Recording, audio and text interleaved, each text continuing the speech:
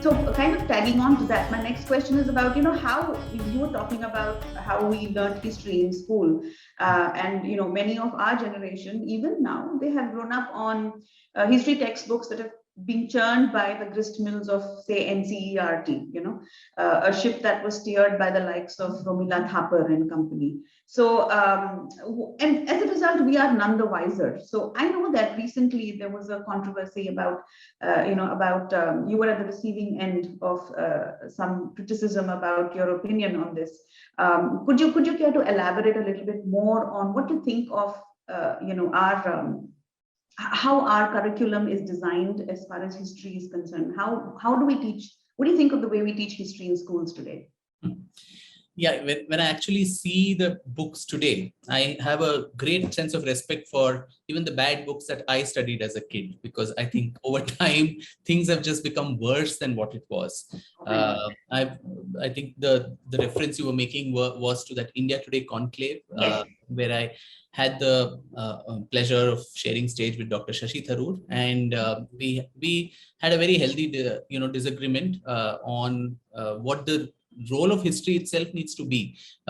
Quite by chance, Dr. Tharoor did mention in that interaction that history was like a tool for nation building, and just as it came in the aftermath of the horrors of partition, the birth of a new nation, so you needed this tool to be used to build a new nation, and therefore a lot of uncomfortable truths, uncomfortable chapters in the long and bloody saga of our country had to be subsumed, had to be pushed under the carpet. And this is something quite accidentally he accepted as one of the objectives of history writing, which the Congress wanted to do, which I have serious problems with, because history is not a tool for nation building, according to me.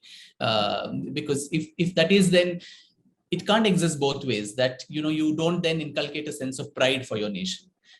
Which is what I think our history books end up doing, because as I mentioned there too, a child who reads the history of her country, she almost feels that she's reading the story of some other nation and not her own. That sense of ownership, that sense that I'm talking about my nation, hardly comes true in the way our history textbooks are written. To everybody who's listening, I mean, these books are there online, free of cost, on the NCERT website.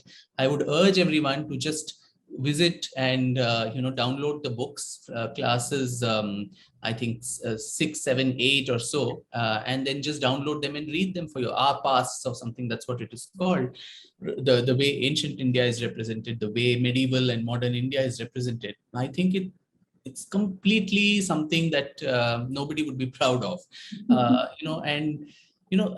Give you some examples. So in ancient India, there are preposterous claims made that, of course, you have to calumnize a particular class, so the Brahmin class, the priestly class. So if history is used as nation building, and you don't want to talk about invasions only because it would demonize the Muslim community, falsely assumed so, then why would you want to demonize the Brahmins? So, but then that can happen, that can continue to happen.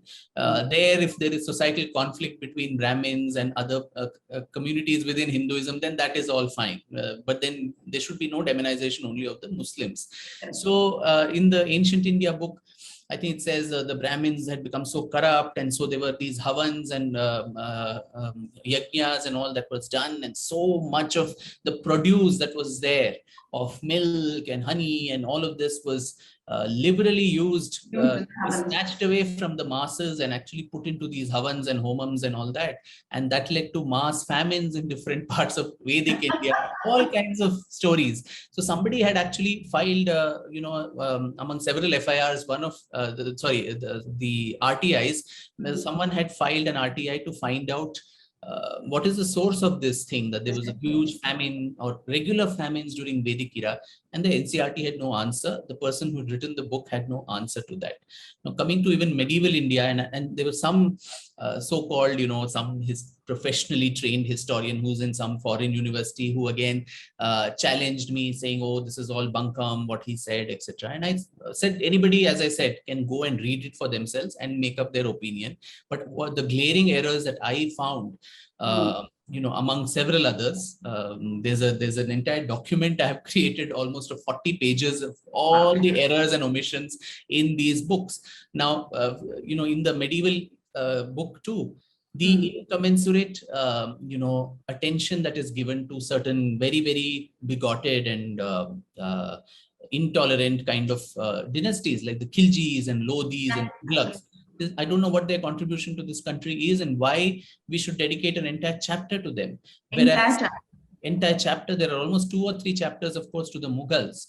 But then the Cholas, under whom our maritime power extended to the southeast, probably less than half a page about the Cholas. The Vijayanagar Empire, yes, is also something like that only. And even the whole thing that the city of Hampi, which was extolled by so many foreign travelers, and we all have so many accounts of how gold and rubies and all that was being sold on the streets, and it was so prosperous and all of that.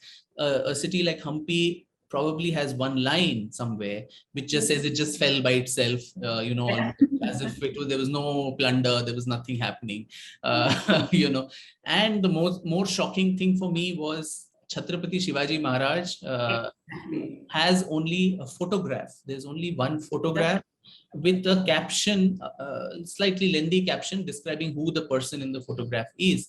That is all that a young child would read and know about who Shivaji Maharaj is today. And the Peshwas perhaps get a few lines. So though the British themselves have accepted that they took India not from the Mughals, but actually from the Marathas. The Marathas. So what is their, the coverage in our history books? It's so less and so unimportant. It's deemed as, and so many other parts of the country, as we spoke earlier. The south of India, the Rashtrakutas, the northeast, the Ahoms, the dynasties of Manipur, of Tripura, of Nagaland, and all these places, they just don't feature in the story of India. Of course, if you're not talking about any royal families, you're just talking about people's history, that's great. So let's not talk about any royalty then. Let's just talk about subaltern history as it is made out of. But then when you're talking about giving, as I said, incommensurate attention to one particular region, which was Delhi, very Delhi-centric history that we have, and ignoring vast swathes of the land, then, either talk about everybody a little or talk about nobody. Have a complete recasting of the way we see our past. That is not done. So these are some of the fault lines and the issues. And as I said, the whole attempt to whitewash, to subsume, to under the false, assumption that national unity and social cohesion today would in some way be affected if you spoke the truth. I think that is one of the banes of Indian historiography.